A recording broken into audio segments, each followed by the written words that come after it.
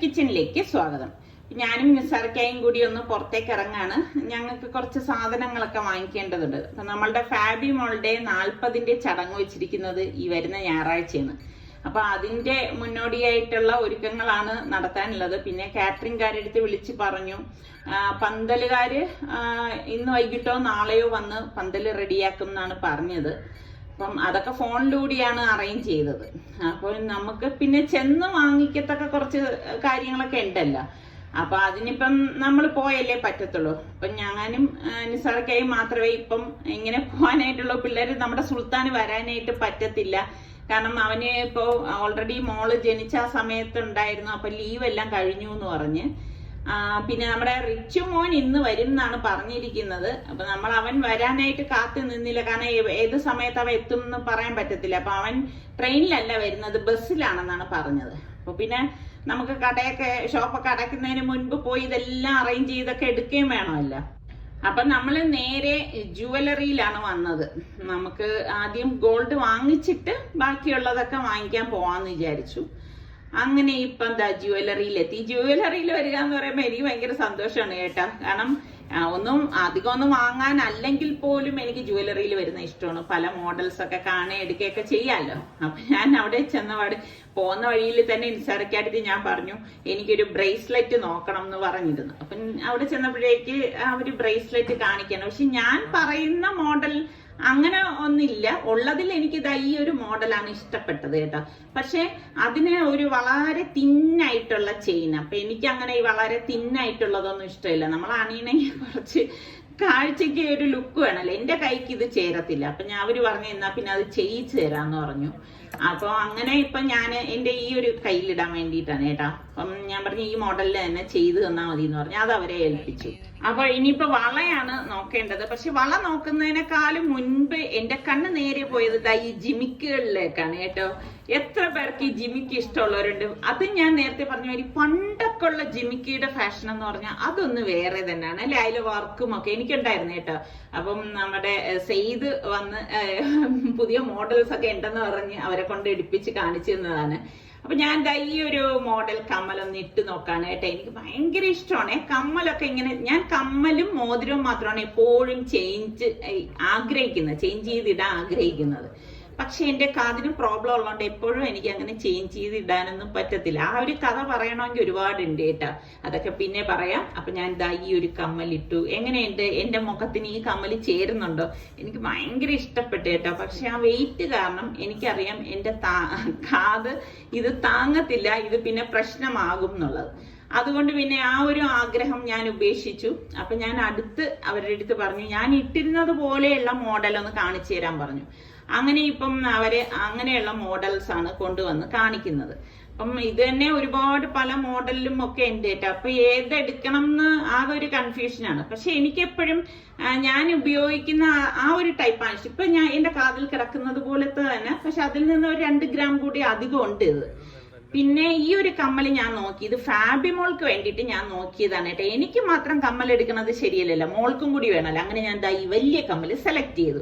അവൾക്ക് നമ്മൾ എന്ത് കൊടുക്കുമ്പോഴും ഇച്ചിരി നല്ല കനത്തിൽ തന്നെ ഇരിക്കണം. എനിക്ക് അതൊക്കെയാണ് എൻ്റെ ഒരു ആഗ്രഹം. അപ്പം അവൾക്കും ഉള്ള കമ്മലും എടുത്തു. അത് കഴിഞ്ഞിട്ട് ഇപ്പൊ നമ്മൾ ഇനിയിപ്പോ താഴത്തെ ഫ്ലോറിലേക്ക് വന്നു. പിന്നെ അവിടെ മോളുടെ അരഞ്ഞാണം വാങ്ങണം. അങ്ങനെ ഇപ്പം അവര് ഓരോ മോഡൽ എടുത്തു കൊണ്ടുവന്ന് കാണിക്കുകയാണ് കേട്ടോ. അപ്പം ആ സമയം നിസാർക്കയും സെയ്തും കൂടി എന്തൊക്കെയോ ലോക വർത്തമാനങ്ങളൊക്കെ പറയുന്നുണ്ട്. പ്രത്യേകിച്ച് ആണുങ്ങൾക്ക് ഈ ജുവലറി ഷോപ്പിൽ വന്നു കഴിഞ്ഞാൽ വലിയ ഇൻട്രസ്റ്റ് ഒന്നും ഉണ്ടാവത്തില്ല. എങ്ങനെ ശരിയല്ലേ ഞാൻ പറയുന്നത്? അപ്പൊ എല്ലാം പാക്ക് ചെയ്യാണ്. അപ്പൊ ഇതാണ് മോൾക്ക് ഇടാൻ ഉള്ള അരഞ്ഞാണം കേട്ടോ. അപ്പം അരഞ്ഞാണം ഉണ്ട്. അപ്പൊ ഞാൻ പറഞ്ഞു അവളാണെങ്കിൽ ഒരു കുഞ്ഞു കുട്ടിയാണ് കേട്ടോ. ഈ സത്യം പറഞ്ഞ ഈ അരഞ്ഞാണമൊക്കെ വലുതായിരിക്കും. പിന്നെ ഈ പറഞ്ഞ മാതിരി ഇതൊക്കെ ഒരു ചടങ്ങിന്റെ ഭാഗം, അത്രേ ഉള്ളൂ. പിന്നെ നമുക്ക് മോൾക്ക് ഇടുന്ന ബ്രേസ്ലെറ്റ് ആണ്. ഇതാണ് കേട്ടാ. എങ്ങനെയുണ്ട്? അപ്പൊ ഇനിയിപ്പം നമ്മളുടെ സുൽത്താൻ നമ്മളുടെ അടുത്ത് പറഞ്ഞ് ഏൽപ്പിച്ചിട്ടുണ്ട് അവന്റെ വകയായിട്ട്, കൊച്ചാടെ വകയായിട്ട് അവൾക്കൊരു വള. അപ്പം അവന് മുന്നേ പറയും കേട്ടാ മോൾക്ക് എന്ത് വേണം ചോദിക്കുമ്പോ ഞാൻ പറയും അങ്ങനെയൊന്നും വേണ്ടെന്ന് പറഞ്ഞാലും അവൻ പറയും ഈ പാക്ക് ചെയ്യുന്ന വളയാണ് കേട്ടാ. അതാണ് മോൾക്ക് സുലു കൊച്ചാടെ വകയായിട്ടുള്ള വള. അപ്പൊ പിന്നെ സുലു കൊച്ച അങ്ങനെ വളയിടുമ്പോഴേക്ക് നമ്മുടെ റിച്ചു കൊച്ചാനെ ഉപേക്ഷിക്കാൻ പറ്റത്തില്ലല്ലോ. അപ്പൊ റിച്ചു കൊച്ചാനും എന്തെങ്കിലുമൊക്കെ ഇടണ്ടേ. അപ്പൊ റിച്ചു കൊച്ചായുടെ വകയായിട്ട് ഇതാ ഇപ്പൊ ഒരു വള എടുത്തിട്ടുണ്ട്. പിന്നെ ഇതാ മോളുടെ കമ്മലാണ് ഇപ്പൊ പാക്ക് ചെയ്യണത്. പക്ഷെ ഈ കമ്മൽ ഇപ്പൊ ഞാൻ വീട്ടിൽ കൊണ്ടുപോയാലും ഇപ്പൊ ഞാൻ അവളെ കാണിക്കത്തില്ല കേട്ടാ. അതൊരു സർപ്രൈസ് ആയിട്ട് വെച്ചേക്കും. ഇപ്പൊ വീഡിയോ കാണാത്തത് കൊണ്ട് എന്റെ പൊന്നുമോൾ ഇത് കാണത്തില്ല. അപ്പൊ ദാ ഈ കമ്മലും പാക്ക് ചെയ്ത് മാറ്റി വെച്ചു. ശരിക്കും പറഞ്ഞാൽ നമ്മള് മക്കൾക്കൊക്കെ ഇതുപോലെ വാങ്ങിക്കുമ്പോ ഭയങ്കര സന്തോഷമാണ് കേട്ടാ. എന്നെ സംബന്ധിച്ച് എനിക്ക് ഭയങ്കര സന്തോഷമാണ്. എനിക്ക് വാങ്ങിക്കുന്നത് പോലെ തന്നെയാണ് ഞാൻ എന്റെ മോൾക്കും ഇതെല്ലാം വാങ്ങിച്ചു കൊടുക്കുന്നത്. ഇതിപ്പോ എന്റെ കമ്മലാണ് കേട്ടാ. എന്റെ കമ്മല് ഞാൻ ഫംഗ്ഷൻ്റെ അന്ന് മാത്രമേ ഇടത്തുള്ളൂ. അങ്ങനെ ഇപ്പോൾ അതെല്ലാം പാക്ക് ചെയ്ത് അവർ തരുവാണ്. പിന്നെ ഇവിടെ വന്നിട്ട് ഒരുപാട് സമയമൊന്നും ഞങ്ങള് സ്പെൻഡ് ചെയ്തില്ല കേട്ടോ. പെട്ടെന്ന് കാര്യങ്ങളെല്ലാം കഴിഞ്ഞു. പിന്നെ നിസാർക്ക് ഇതിനിടയ്ക്ക് നമ്മളിതാ സാധനം വാങ്ങിയിട്ട് ഇറങ്ങുകയാണ്. അപ്പൊ ഇതിനിടയിൽ മോള് പ്രസവിച്ച് കഴിഞ്ഞപ്പോ തന്നെ നിസാറിക്ക ഫാബിമോൾക്ക് വേണ്ടിയിട്ട് ഒരു ഡയമണ്ട് റിങ് വാങ്ങിച്ചിട്ടുണ്ടായിരുന്നു കേട്ടോ. ചെറിയൊരു ഡയമണ്ട് റിങ്. പക്ഷെ അത് ഇതുവരെ അവൾക്ക് കൊടുത്തിട്ടില്ല. അപ്പൊ നിസാറിക്ക മുന്നേ പറഞ്ഞു 40ന്റെ ആ ഒരു ഫംഗ്ഷന് നിസാറിക്ക അത് അവൾക്ക് കൊടുക്കത്തുള്ളൂ എന്ന് പറഞ്ഞു. അപ്പൊ ഞാൻ ഇടയ്ക്ക് നിസാറിക്ക അടുത്ത് പറഞ്ഞു കേട്ടാ, എനിക്കും ഇങ്ങനെ ഒരു മാമ ഉണ്ടായിരുന്നെങ്കിൽ കൊള്ളായിരുന്നു എന്നൊക്കെ ഞാൻ തമാശ പറയാറുണ്ട്. അങ്ങനെ ഇപ്പൊ എന്താ അടുത്ത് 1-2 ഷോപ്പിൽ ഞങ്ങൾക്ക് കയറാനുണ്ടായിരുന്നു. അപ്പൊ കയറി ഇപ്പൊ എനിക്ക് ഇഷ്ടമുള്ളതൊന്നും കിട്ടിയില്ല. മോക്ക് പറ്റിയ ഡ്രസ്സ് എടുക്കണമായിരുന്നു കേട്ടോ. അപ്പൊ ആ ഫംഗ്ഷന് ഇടാൻ വേണ്ടിയിട്ടുള്ളത് വേണമല്ലോ. അപ്പൊ ഞാൻ വന്നെല്ലാം നോക്കാണ്. എല്ലാം ഡൾ കളേഴ്സ് കേട്ടോ. എനിക്കിങ്ങനെ പിള്ളേരൊക്കെ നല്ല അടിപൊളിയായിട്ട് ഇരിക്കുന്നതാണ് ഇഷ്ടം. അപ്പൊ ഈ ഒരു കളർ ഞാൻ നോക്കിയപ്പോഴേക്കും മോൾക്ക് എന്തായാലും ചേരും. പിന്നെ അവളുടെ സൈസ് എന്ന് പറയുന്നത് എനിക്കറിയാം. ഞാൻ എടുക്കുന്നത് എന്തും അവൾക്ക് അൽഹംദുലില്ലാ അവൾക്ക് പാകമായിരിക്കും. അപ്പൊ അങ്ങനെ ഇപ്പം അങ്ങനെ ആ ഡ്രസ്സൊക്കെ എടുത്തു. അത് കഴിഞ്ഞ് നിസാർക്കുള്ള ഡ്രസ്സൊക്കെ ഒന്ന് സെലക്ട് ചെയ്യാണ്. നിസാർക്കൊക്കെ അങ്ങനെ ഭയങ്കരമായിട്ടുള്ള ഇടിവെട്ട് കളറൊന്നും ഇഷ്ടമില്ല. ലൈറ്റ് ആയിട്ടുള്ള കളേഴ്സ് ഒക്കെ ചൂസ് ചെയ്യാറുള്ളൂ. അങ്ങനെ അതും ഒക്കെ എടുത്ത ശേഷം ഞങ്ങള് ഇതാ ഇപ്പൊ താഴേക്ക് വന്നു. പിന്നെ ഞാന് അങ്ങനെ എനിക്കായിട്ടൊന്നും പ്രത്യേകിച്ചൊന്നും എടുത്തില്ല. എനിക്ക് ഏതെങ്കിലുമൊക്കെ വീട്ടിൽ ഉണ്ടാവും കേട്ടോ. അതുകൊണ്ട് ഞാൻ പിന്നെ എനിക്ക് അങ്ങനെ ഭയങ്കര ഡ്രസ്സിനോട് ഭ്രമമുള്ള ആളൊന്നുമല്ല ഞാന്. അപ്പോ നിസാർക്ക് എപ്പോഴും പറയും ഇങ്ങനെയുള്ള ഫംഗ്ഷൻ എങ്കിലും നല്ല വൃത്തിക്ക് നല്ല അടിപൊളി ഡ്രസ്സൊക്കെ ഇട്ടുകൂടെ എന്നൊക്കെ ചോദിച്ച് എന്നെ വഴക്ക് പറയാറുണ്ട്. പിന്നെ ഞങ്ങൾ ഇതാ വരുന്ന വഴിയിൽ നോക്കുമ്പോഴേക്കുണ്ട് ഇത് ഈ ഇലക്ഷന്റെ മുന്നോടിയായിട്ടുള്ള ആ ഒരു ജാഥയും കാര്യങ്ങളും. ഇനിയിപ്പൊ അങ്ങോട്ട് നമ്മളുടെ ഈ സിറ്റിയിലൊക്കെ ഇങ്ങനെയൊക്കെ തന്നെ ആയിരിക്കും എന്നാണ് തോന്നുന്നത് കേട്ടോ. അപ്പൊ അതായത് ഇങ്ങനെ നീണ്ട നിരയായിട്ടുണ്ട് കേട്ടോ. ശരിക്കും പറഞ്ഞ ട്രാഫിക് ബ്ലോക്ക് തന്നെ ഉണ്ടാവും കേട്ടോ. ഇതാണ് നമ്മളുടെ തിരുവനന്തപുരത്തിന്റെ ഒരു അവസ്ഥ എന്ന് പറയുന്നത്. നമ്മള് പെട്ടെന്ന് കാര്യം കഴിച്ചിട്ട് വരാമെന്നും പറഞ്ഞ് ഇറങ്ങിക്കഴിഞ്ഞാലും ഇതുപോലെയുള്ള ജാഥകള് വരുമ്പോ നമ്മൾ പെട്ടുപോകും. അങ്ങനെ ഞങ്ങൾ വീട്ടിലേക്ക് വന്നപ്പോ റിച്ചു മോൻ നമ്മളെ സനക്കുട്ടിയെ വെച്ച് കളിപ്പിച്ചോണ്ടിരിക്കുവാണ് കേട്ടാ. റിച്ചു മോൻ തന്നെ അവിടെ നിന്ന് വന്നപ്പോഴേക്ക് കുറെ കിലുക്കൊക്കെ കൊണ്ടുവന്നു കേട്ടാ സനമോൾക്ക് കളിക്കാൻ വേണ്ടിയിട്ട്.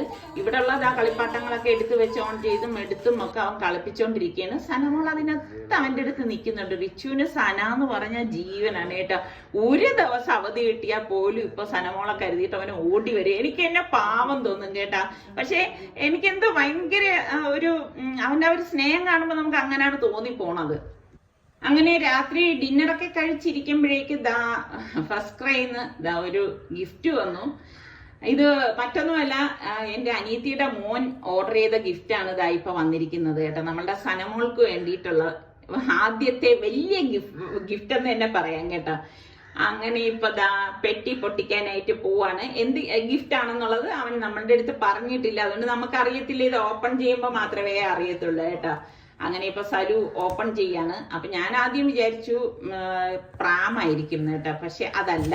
വാവ്, തലകുത്തനെ എടുക്ക് വെളിയിൽ എനിക്ക് കാറിന് പോകുമ്പോ മോളി വീട് നോട്ട് അടിപൊളി. അങ്ങനെ നമ്മുടെ സനമോൾക്ക് കാറിൽ പോകുമ്പോ സീറ്റില്ലാത്തൊരു പ്രശ്നം വേണ്ട. സീറ്റ് ബെൽറ്റോടുള്ള അടിപൊളി മോനെ. ഇനി സുൽത്താനെ വിളിച്ച് കാണിച്ചു അവൻ എന്താണ് ഇതൊക്കെ കണ്ടിട്ടേ. അല്ലല്ല, സുൽത്താനെ വിളിച്ച് കാണിക്കട്ടെ ഇനി അവൻ എന്താണ് ഗിഫ്റ്റ് ഉദ്ദേശിക്കുന്നതെന്ന് നോക്കാം. സുൽത്താൻ സർപ്രൈസ് എന്റെ അടുത്ത് പറഞ്ഞിട്ടുണ്ട് എന്തായിരിക്കും. എന്നാലും അവനൊന്ന് വിളി, ലൈനിൽ അവനൊന്ന് വിളിച്ചേ ഒന്ന് കാണട്ടെ. ഹലോ, അസ്സലാമു അലൈക്കും. ഡെലി കണ്ട ഇത് നീ ഒരു കാര്യം കണ്ട എന്ത് നോക്ക്. ഇനി അടുത്ത കൊച്ചയുടെ സാധനം എന്താണെന്നാണ് എല്ലാരും കാത്തിരിക്കുന്നത്. നിന്റെ ഫോണ് ഷട്ടർ ഇങ്ങനെയുണ്ടോ? റിയാക്ഷൻ അവൻ ആ ഓർമ്മയേ ഉള്ളൂ. തുടങ്ങിയത് നിനക്ക് ഈ ഒരു ചിന്തയല്ല കൊണ്ടുപോകുന്നായിരിക്കും. അപ്പൂസിക്ക കൊടുത്തു വിട്ടത് ബാംഗ്ലൂരിലോട്ട് കൊണ്ടുവരാൻ എന്തെങ്കിലും വഴിയുണ്ടാകും. അടുക്കള സനമോൾക്ക് ഗിഫ്റ്റ് നമ്മുടെ ഈ അപ്പൂസ് വെച്ച. ഡേ എല്ലാരും ചോദിക്കും നിന്റെ ഗിഫ്റ്റ് എന്താന്ന്. അതല്ല ഇക്കടെ ബൈക്കിൽ ഇത് കേറൂലല്ലോ. എങ്ങനെയുണ്ട്?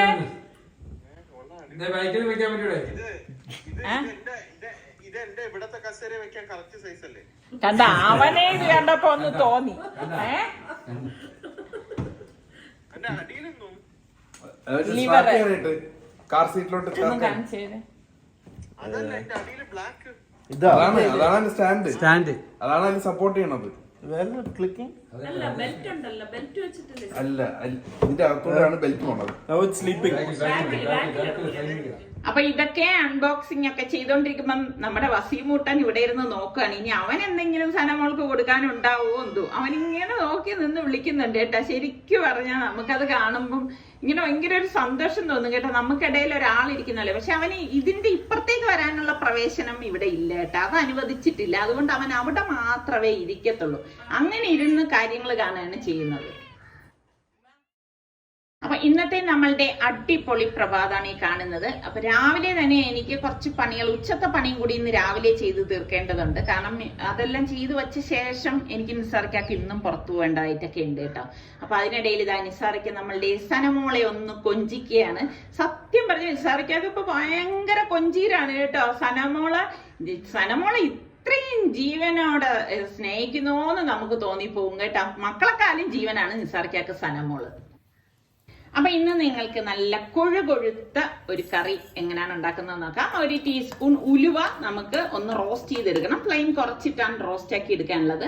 റോസ്റ്റ് ആയി വരുമ്പോഴേക്ക് 2 ടേബിൾ സ്പൂൺ മല്ലിപ്പൊടിയും 2.5 ടേബിൾ സ്പൂൺ കാശ്മീരി ചില്ലി പൗഡറും 1 ടീസ്പൂൺ മഞ്ഞൾപ്പൊടിയും കൂടി ഇട്ടിട്ട് നമുക്ക് തീ കുറച്ച് വെച്ചിട്ട് ഇത് വീണ്ടും ഒന്ന് റോസ്റ്റ് ആക്കി എടുക്കണം. അതായത് ആ പച്ച ചുവ മാറിക്കിട്ടണം. നല്ല ഒരു മണം വരത്തില്ലേ, അതാണ് ഇതിന്റെ ഒരു പരുവം എന്ന് പറയുന്നത്. ആ മണം വന്നു തുടങ്ങുന്ന സമയത്ത് ഞാൻ ഇതിലേക്ക് ഒരു 4 ചുവന്നുള്ളിയും കൂടി ഇട്ട് കൊടുക്കാണ്. എന്നിട്ട് എല്ലാം ചേർത്തിട്ട് ഇതുപോലെ ഒന്ന് ഇളക്കി കൊടുക്കണം. ഇളക്കി കൊടുത്ത ശേഷം അതിന് ഒരുപാട് നേരമൊന്നും അങ്ങനെ ചെയ്യണ്ട. അതിനുശേഷം ഞാനിവിടെ ഒരു 3 ടേബിൾ സ്പൂൺ തേങ്ങയുടെ അളവ് കൂടണ്ട, ഇത്രയും മാത്രം മതി. 3-ന് താഴെ ആയാലും കുഴപ്പമില്ല കേട്ടോ, കൂടരുത്. അപ്പൊ ഇത്ര തേങ്ങയും കൂടി ഇതിലേക്ക് ഇട്ടിട്ട് ജസ്റ്റ് ഒന്ന് ചൂടാക്കി എടുക്കുകയാണ്. ഒരുപാട് റോസ്റ്റ് ഒന്നും ആവണ്ട. അപ്പൊ ഇത്രയേ ഉള്ളൂ. ഇനി ഇത് ഒന്ന് തണുക്കാൻ വെക്കണം. തണുത്ത ശേഷം നമുക്ക് മിക്സിയുടെ ജാറിലേക്ക് ഇട്ട് കൊടുക്കാം. അപ്പൊ ഇതാണ് അതിന്റെ മസാല കൂട്ടെന്ന് പറയുന്നത് കേട്ടോ.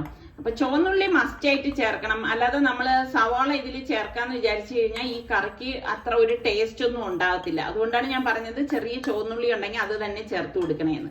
പിന്നെ ഞാൻ എന്താ ഇവിടെ കൊടംപുളി ഒരു 7-8 പീസ് ചെറുതാണേ പിച്ചിട്ടതാണ്. അത് ചൂടുവെള്ളത്തിൽ കുതിർക്കാൻ വെച്ചിട്ടുണ്ടായിരുന്നു. അതിൽ നിന്ന് കുറച്ച് വെള്ളം ഞാൻ ഈ പുളി ഇട്ട് വെച്ചതിൽ നിന്നുള്ള വെള്ളമാണ് ഇതിലേക്ക് ഒഴിച്ചിട്ട് ഇനി ഇതൊന്ന് അരച്ചു കൊടുക്കുന്നത് കേട്ടോ. ശരിക്കും ഒരുപാട് അങ്ങ് മഷി പോലെ അരയൊന്നും വേണ്ട. ജസ്റ്റ് ഇതുപോലെ ഒന്ന് അരച്ചെടുത്താൽ മാത്രം മതി. അങ്ങനെ ഇപ്പൊ നമ്മളുടെ അരപ്പ് ഇവിടെ റെഡി ആയിട്ടുണ്ട്. പിന്നെ അരച്ചെടുക്കുമ്പോൾ ഒരുപാട് വെള്ളം ഒഴിച്ച് ലൂസാക്കി അരച്ചെടുക്കാതിരിക്കാൻ പ്രത്യേകം ശ്രദ്ധിച്ചേക്കണം കേട്ടോ. അപ്പൊ ഓരോന്നിനും അതിൻ്റെതായ പരുവത്തിൽ ചെയ്തെടുത്ത് അടിപൊളി കറി ഉണ്ടാക്കാം. അപ്പൊ ഞാൻ മൺചട്ടിയിലേക്ക് ഒരു 2 ടേബിൾ സ്പൂൺ വെളിച്ചെണ്ണയാണ് ഒഴിച്ചു കൊടുത്തിരിക്കുന്നത്. പിന്നെ ഓരോ ടേബിൾ സ്പൂൺ വീതം ഇഞ്ചിയും വെളുത്തുള്ളിയും വറ്റൽമുളകും എടുത്തിട്ടുണ്ട്. വറ്റൽമുളക് 3 എടുത്തത്. അതും കൂടി ഇതിലേക്ക് ഇട്ടിട്ട് നമുക്ക് ഇതൊന്ന് റോസ്റ്റ് ചെയ്തെടുക്കാം. ഇതുപോലെ ഒന്ന് മൂത്ത് വരണം. മൂത്ത് വരുന്ന സമയത്ത് ഞാനിവിടെ ഒരു 6 ചുവന്നുള്ളി വട്ടത്തിൽ അരിഞ്ഞതാണ്. അതും കൂടി ഇട്ടിട്ട് നമുക്കൊന്ന് മൂപ്പിച്ചു കൊടുക്കാം. ഇതുപോലെ അതൊന്ന് മൂപ്പിച്ചെടുക്കണം. ഓവറായിട്ട് മൂത്ത് വരേണ്ട ആവശ്യമില്ല കേട്ടോ. നമുക്കറിയാലോ ആ ഒരു ചുവന്നുള്ളിയുടെ ആ ഒരു മൂപ്പ്. അതിനുശേഷം നമുക്ക് ഇതിലേക്ക് കറിവേപ്പില ഇട്ട് കൊടുക്കാം. ഇതൊക്കെ ഇടുമ്പോഴാണ് ഈ ഒരു കറിക്ക് നല്ല ടേസ്റ്റ് ഉണ്ടാവണത് കേട്ടോ. അപ്പൊ നമ്മളുടെ ഉള്ളിയും വെളുത്തുള്ളിയും ഇഞ്ചിയും എല്ലാം മൂത്ത് വന്നിട്ടുണ്ട്. ഇതാണ് അതിന്റെ ഒരു പരുവം എന്ന് പറയുന്നത് കേട്ടോ. ഇനി ഇതിലേക്ക് നമ്മൾ അരച്ചു വെച്ചിരിക്കുന്ന അരപ്പില്ലേ, അത് ഇതുപോലെ ഇട്ട് കൊടുക്കാം. ഫുൾ അരപ്പ് നമ്മൾ ഇട്ട് കൊടുത്ത ശേഷം ഒന്ന് ഇളക്കി കൊടുക്കണം കേട്ടോ. കാരണം ആ ഉള്ളിയും വെളുത്തുള്ളിയും ഇഞ്ചിയും ഒക്കെ ആയിട്ടൊന്ന് യോജിച്ച് വരാൻ വേണ്ടിയിട്ടാണ് നമ്മൾ ഇളക്കി കൊടുക്കുന്നത്. ഓൾറെഡി നമ്മൾ വറുത്തിരിക്കുന്നതുകൊണ്ട് ഒരുപാട് നേരം അങ്ങനെ ഇളക്കേണ്ട ആവശ്യമില്ല.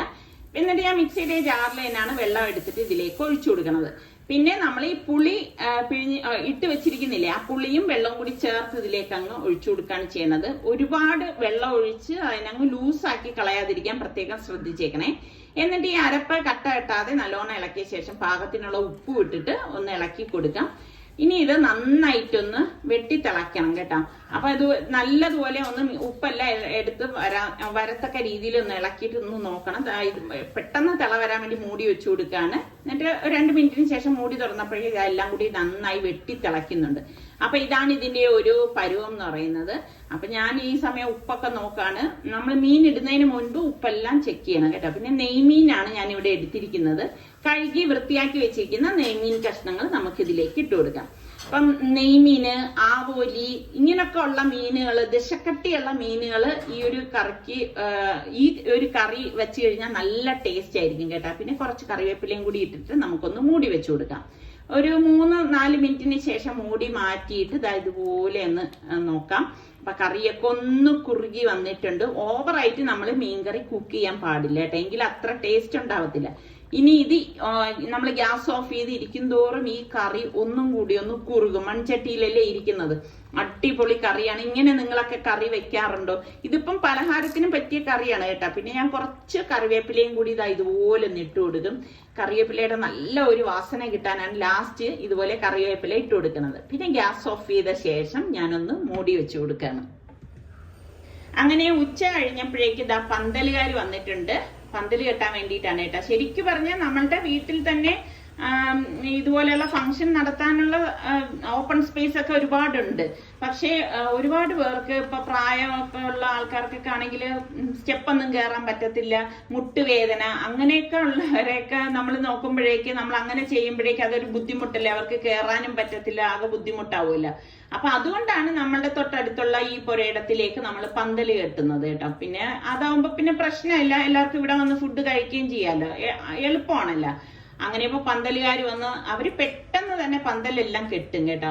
അങ്ങനെ അത് കെട്ടിക്കൊണ്ടിരിക്കുകയാണ്. ശരിക്കും ഇങ്ങനെയൊക്കെ കാണാനൊക്കെ എനിക്ക് ഭയങ്കര ഇഷ്ടമാണ്. ഞാൻ താഴെ മേലിലും ഒക്കെ വന്ന് നിന്ന് ഇതൊക്കെ ഒന്ന് കാണണം ഇവരെങ്ങനെയൊക്കെയാണ് കെട്ടുന്നതെന്നൊക്കെ ഉള്ള കാര്യം. എന്തായാലും അധിക സമയമൊന്നും എടുത്തില്ല. 2 മണിക്കൂറിനുള്ളിൽ തന്നെ അവരിതാ പന്തലൊക്കെ ഒന്ന് റെഡിയാക്കിക്കൊണ്ടിരിക്കുകയാണ്. തീരാറായി കേട്ടോ. പിന്നെ അത് കഴിഞ്ഞിട്ട് ഞാൻ അകത്ത് പണിയുണ്ടായിരുന്നു. അത് കഴിഞ്ഞ് വന്നപ്പോ ഞാൻ കാണുന്ന സ്റ്റേജ് ഇതുപോലെയാണ് കേട്ടോ. അവരെല്ലാം ഒന്ന് സെറ്റ് ചെയ്തൊക്കെ വെച്ചിരിക്കുകയാണ്. അപ്പൊ ഇതൊക്കെയാണ് ഇന്നത്തെ ഞങ്ങളുടെ വിശേഷങ്ങള്. ഇനിയിപ്പം നാളെയുള്ള വിശേഷങ്ങളുമായി നമുക്ക് വീണ്ടും കാണാം. അതുവരയ്ക്കും എല്ലാവർക്കും ബൈ ബൈ.